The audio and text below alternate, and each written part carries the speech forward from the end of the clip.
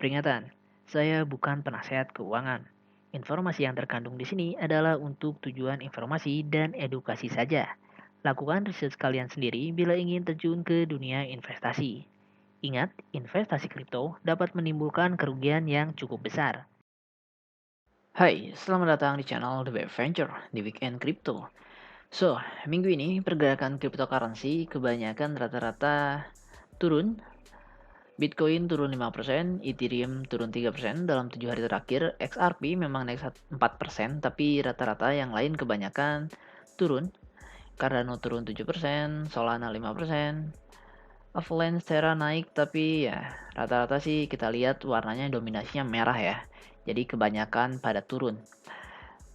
Dan ya, ini mungkin banyak yang tidak mengharapkan hal ini terjadi karena sebetulnya banyak berita-berita yang positif minggu-minggu ini. Selain minggu lalu ada Rusia yang berencana untuk melegalkan Bitcoin dan cryptocurrency. Minggu ini itu ada JP Morgan, salah satu perusahaan finansial terbesar di Amerika yang sudah mulai investasi di Metaverse. Mereka membuka bank digital di Metaverse. Jadi kalau kita bisa pinjam uang di dunia nyata, kita juga bisa pinjam uang di dunia Metaverse. Salah satunya dari JP Morgan. Padahal JP Morgan ini dulunya salah satu yang kontra dengan cryptocurrency, tidak setuju dengan Bitcoin. Tapi sekarang mereka sudah melihat bahwa cryptocurrency ini memiliki potensi. Bahkan potensinya itu mereka katakan sekitar 1 triliun dolar. Jadi ini adalah market yang sangat besar menurut JP Morgan untuk kedepannya. Makanya mereka sudah mulai untuk terjun ke dunia metaverse. Lalu ada juga Rusia dan Ukraina yang sedang berkonflik. Di sini dari CNBC Indonesia dikatakan bahwa Rusia menarik tentaranya dari perbatasan dan Rusia tidak mau perang. Ini berita yang positif lagi karena tadinya ancaman perang dunia ketiga katanya akan memuncak kalau Rusia menyerang Ukraina karena di sana ada terlibat juga Amerika ya, dan bisa menjadi perang yang cukup besar kalau benar-benar terjadi. Tapi dengan berita ini setidaknya tensi ini mulai menurun dan investor juga mulai kembali percaya diri untuk berinvestasi. Tapi ternyata itu tidak menaikkan cryptocurrency terlalu tinggi. Bitcoin minggu ini sempat ada di 45 tapi kembali turun. Salah satunya berita yang paling besar, nggak tahu kenapa ini beritanya cukup besar juga di dunia kripto, adalah Kanada. Ini berita negatif. Kanada itu membekukan account-account dari Bitcoin Wallet alias dompet digitalnya Bitcoin atau cryptocurrency. Selain itu mereka juga sebetulnya membekukan account bank di bank tradisional yang berhubungan dengan protes. Jadi di sana sedang ada protes tentang COVID-19. Lalu banyak yang mendukung protes ini dengan memberikan sumbangan melalui cryptocurrency dan juga melalui uang fiat.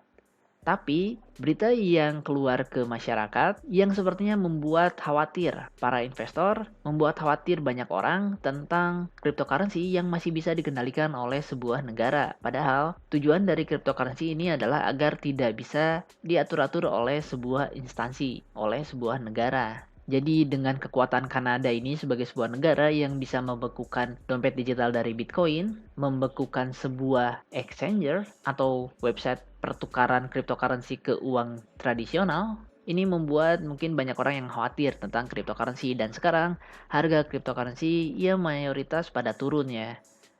Lalu kalau kita lihat dari grafiknya Bitcoin, di sini Bitcoin itu menembus garis support. Tadinya kita berharap bahwa Bitcoin itu bisa bertahan di atas 40k, tapi yang terjadi Bitcoin sempat turun ke 39k.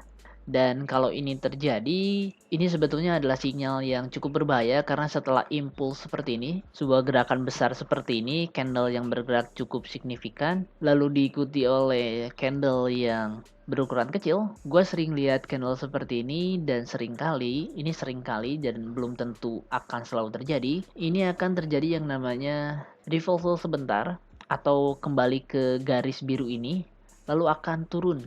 Ini sering kali terjadi ya setelah terjadi breakout atau menembus garis support atau resistance, lalu diikuti oleh candle yang berukuran kecil, entah itu merah atau biru, seringkali terjadi bahwa akan mengikuti candle besar ini, akan mengikuti arah dari candle yang kuat ini. Jadi pasar condong untuk turun ke bawah.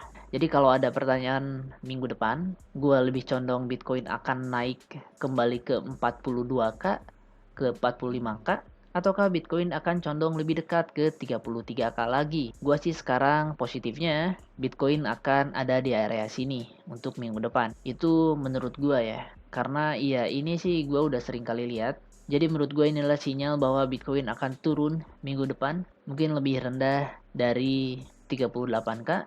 Mungkin bisa mencapai ke 33K lagi. Well, mungkin itu adalah analisa simpel gua. Dan kita lihat apa yang akan terjadi minggu depan. Tentu saja yang kita harapkan tetap Bitcoin akan naik ke atas untuk menembus ke EMA 200 di sini ya. Jadi kalau bisa menyentuh garis ini sih itu akan lebih baik karena akan lebih cepat kita mendapatkan keuntungan. Intinya sih di situ sebetulnya ya. Kalau Bitcoin turun dulu, ya mungkin kita harus menunggu lebih lama untuk mendapatkan profit. Jadi ya seperti itu aja mungkin update gua kali ini. Ya thanks for watching and see you in my next update video and bye.